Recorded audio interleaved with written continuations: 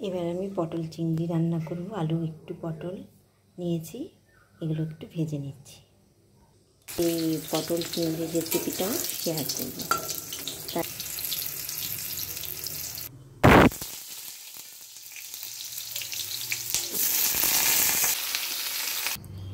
আলুগুলোও ভাজা হয়ে গেছে, এবার মাছ কটা ভেজে নেব।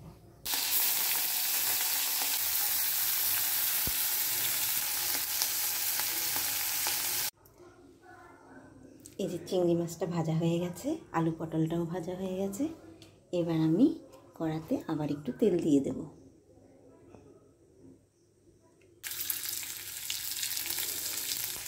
গোটা জিরে,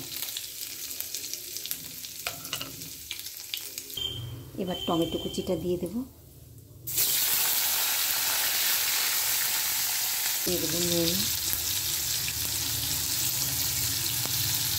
আর দিয়ে দেবো এই যে মশলাগুলো, জিরের গুঁড়ো, ধনের গুঁড়ো, লঙ্কার গুঁড়ো।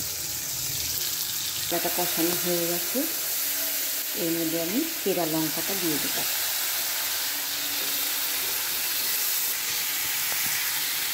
এবার ভালো করে কষিয়ে জল দিয়ে দেবো, তারপর মাছটা দেবো।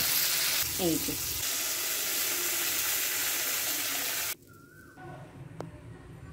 এবার আমি মাছগুলোকে ছেড়ে দেব।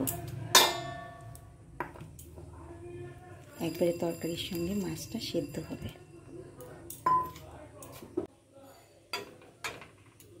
হয়ে গেছে, এর মধ্যে দিয়ে দেবো একটু গরম মশলার গুঁড়ো, তারপর নাম